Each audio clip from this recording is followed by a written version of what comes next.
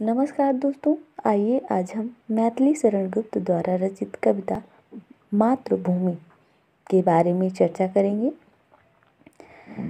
आइए पहले हम इसे पढ़ लेते हैं एक बार, फिर उसके संदर्भ, प्रसंग और व्याख्या के बारे में जानेंगे। नीलांबर परिधान हरित पट पर सुंदर है, सूर्य चंद्र युग मुकुट मेखला रत्नाकर है। नदियाँ प्रेम प्रवाह फूल तारे मंडल हैं, बंदी जन खगवृंद शेष फन सिंहासन है। करते अभिषेक पयोद बलिहारी इस वेश की, हे मातृभूमि तू सत्य ही सगुण सर्वेश की है। तो अब हम इसके संदर्भ के बारे में जानेंगे। संदर्भ हम ऐसे लिखेंगे। प्रस्तुत पद्यांश आधुनिक हिंदी कविता में संकलित मैथिली शरण गुप्त द्वारा रचित मातृभूमि से लिया गया। प्रसंग देखेंगे। इस प्रसंग में, इस पंक्ति में प्रसंग ये है कि मातृभूमि की वंदना करते समय मैथिली शरण गुप्त ने मातृभूमि को सर्वेश प्रभु, सर्वेश का मतलब है गणेश प्रभु की साकार मूर्ति मानकर किया है। आइए अब हम व्याख्या के बारे में जानेंगे। नीलांबर परिधान हरित पट पर सुंदर है। यहाँ पे कवि कहते हैं कि हमारी मातृभूमि नीलांबर परिधान हरित पट पर सुंदर है। हमारी मातृभूमि जो है, यहाँ पे हरित पट है, हरित पट, हरित धरातल हरे पट की तरह, हरित धरातल हरे पट की तरह फैला हुआ है। उसके ऊपर नीला आकाश का परिधान है, नीलांबर परिधान, और इस मातृभूमि, इस पृथ्वी के ऊपर नीला आकाश का परिधान है। नेक्स्ट की लाइन पढ़ेंगे। सूर्य चंद्र युग मुकुट मेखला रत्नाकर है। यहाँ पे मैथिली शरण गुप्त जी कह रहे हैं कि सूर्य और चंद्रमा, सूर्य चंद्र युग मुकुट मेखला रत्नाकर है। सूर्य और चंद्रमा हमारी मातृभूमि के दो मुकुट हैं, और मेखला रत्नाकर, और सभी से भरा हुआ, मतलब समुद्र मेखला के समान है। नेक्स्ट लाइन, नदियाँ प्रेम प्रवाह फूल तारे मंडल है। नदियाँ प्रेम का प्रवाह है, फूल तारे मंडल है। तारा मंडल ही पुष्पों की वर्षा है। नेक्स्ट लाइन, वंदी जन खगवृंद शेष फल सिंहासन है। खगवृंद उसका यशगान करते हैं, खगवृंद उसका यशगान करते हैं। खग का मतलब पक्षी होता है। यहाँ पे यशगान करने वाले बंदी जन हैं, और शीश फन सिंहासन, और शीश फन सिंहासन है। नेक्स्ट लाइन, करते अभिषेक पयोद बलिहारी इस वेश की। बादल मातृभूमि की अभिषेक कर रहे हैं। करते अभिषेक पयोद मतलब बादल जो है मातृभूमि के अभिषेक कर रहे हैं, और उसके इस अनुपम वेश की बलिहारी है। बलिहारी इस वेश की, और उसकी इस अनुपम वेश की बलिहारी है।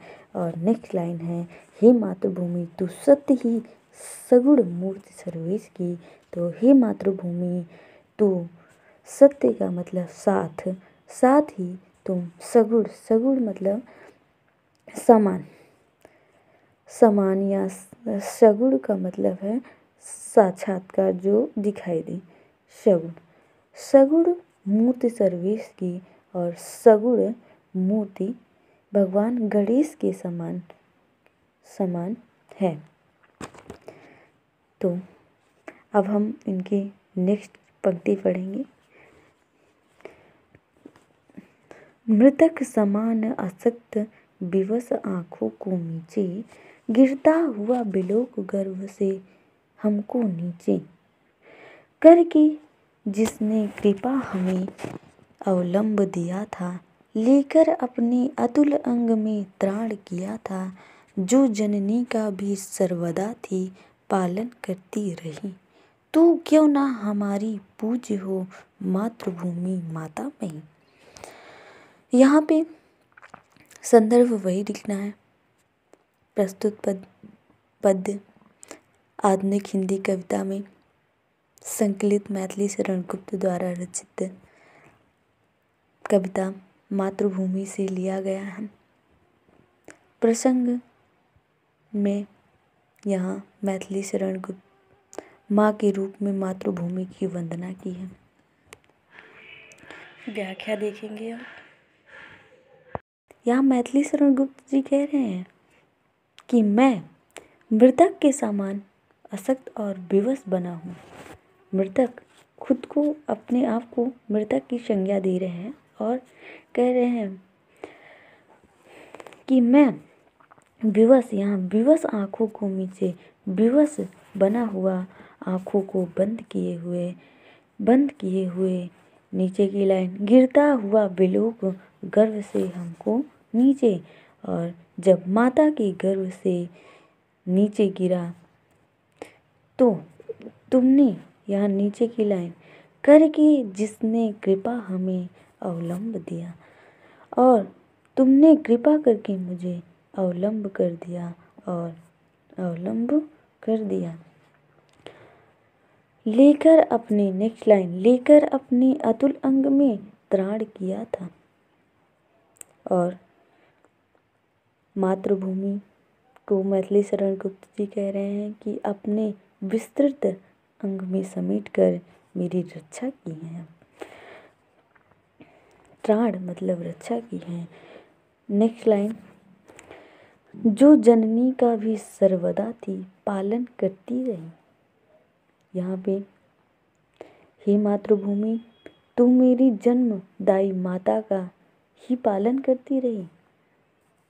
जो जननी का भी सर्वदा ही पालन करती रही, तो मेरी मातृमयी जन्मदायी माता का ही पालन करती रही। नेक्स्ट लाइन, तू क्यों ना हमारी पूज्य हो मातृभूमि माता में। इसका अतः, इसका अर्थ है अतः हे मातृभूमि, तू मतलब तुम क्यों ना हमारी पूज्य माता, तुम हमारी पूज्य क्यों ना हो, क्यों ना हो। तो अब हम नेक्स्ट पंक्ति पढ़ेंगे। नेक्स्ट,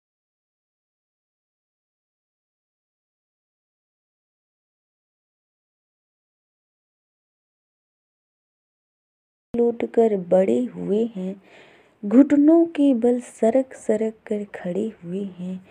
परमहंस सम बाल्यकाल में सब सुख पाए, जिसके कारण धूल भरे हीरे कहलाएं। हम खेले कूदे हर्ष युत जिसकी प्यारी गोद में, हे मातृभूमि तुझको नीरक मग्न क्यों ना हो मोद में। तो यहाँ भी संदर्भ वही रहेगा। प्रस्तुत पद्यांश हमारी पाठ्य पुस्तक आधुनिक हिंदी कविता से लिया गया है, मातृभूमि से लिया गया। इसके रचयिता मैथिली शरण गुप्त जी हैं। प्रसंग में यहाँ मातृभूमि की तुलना माँ की गोद से की गई है। इस पंक्ति में व्याख्या देखते हैं। जिसकी रज में लूट लूट कर बड़े हुए हैं। कवि कहता है कि जिस मातृभूमि यानी पृथ्वी के रज कण में, यहाँ पे जिसकी रज में लूट लूट कर, रज कण में लूट पूट कर धूल धूसरित होकर वह बड़ा हुआ। नेक्स्ट लाइन, घुटनों के बल सरक सरक कर खड़े हुए हैं। जिस पर घुटनों के बल रेंगते सरकते दौड़ते खड़े होना या खड़े हो जाना है।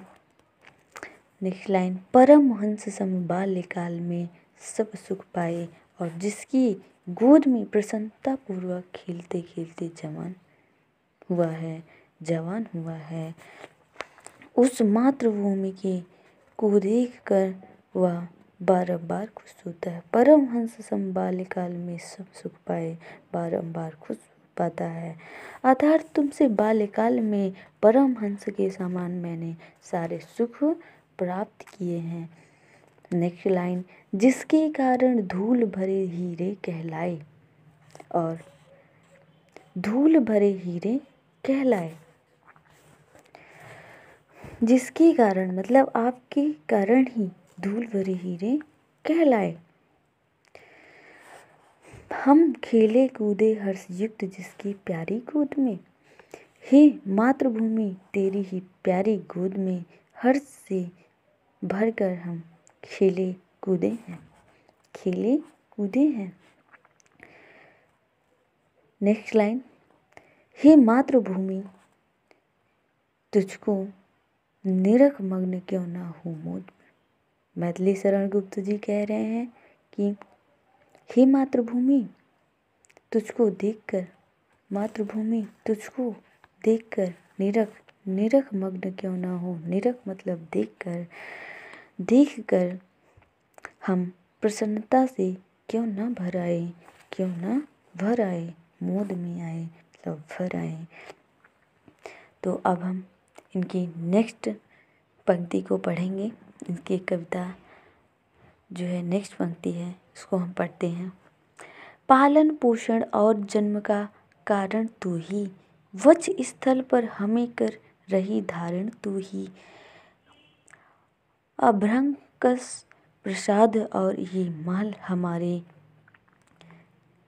बने हुए हैं अहो तुझी से तुझ पर सारे।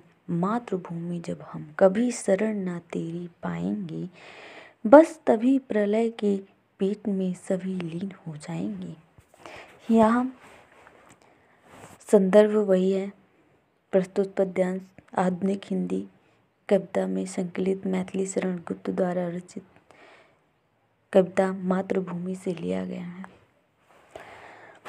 प्रसंग यहाँ मातृभूमि की तुलना माँ की गोद से की गई है। आइए व्याख्या देखते हैं। पालन पोषण और जन्म का कारण तू ही। यहाँ पे मैथिली शरण गुप्त जी कह रहे हैं कि कवि जानते हैं यहाँ पे कि वह पृथ्वी को सबके जन्म और पालन पोषण का कारण एवं माध्यम है। पालन पोषण और जन्म का कारण तू ही है और वच स्थल वह हमें कर रही धारण तू।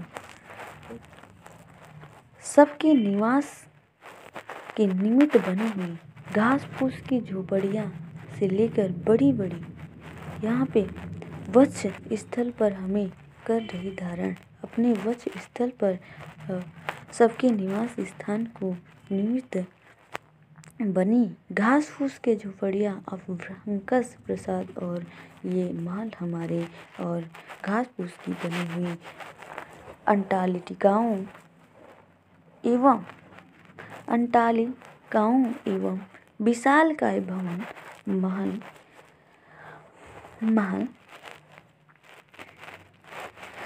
महल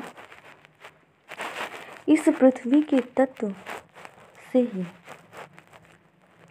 यहाँ पे बने हुए हैं अहो तुझी से तुझ पर सारे।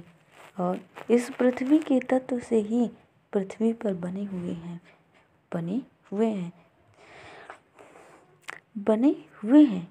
मातृभूमि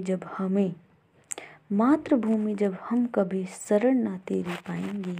यहाँ पर मैथिली शरण गुप्त जी कह रहे हैं कि हे मातृभूमि, जिस दिन आपकी जिस क्षण शरण नहीं देगी मातृभूमि, जिस दिन शरण नहीं देगी हमें, बस उसी दिन यहाँ पे बस नेक्स्ट लाइन है, बस तभी प्रलय के पेट में सभी लीन हो जाएंगे।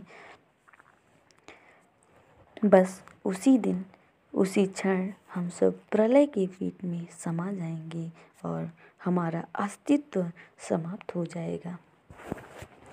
तो हमारा वीडियो पसंद आया तो प्लीज़ शेयर और लाइक करना न भूलें। अगर न्यू है तो सब्सक्राइब करें और साथ में बेल आइकन बटन दबाना न भूलें। आगे की पंक्ति हम नेक्स्ट वीडियो में पढ़ेंगे। जय हिंद, जय भारत।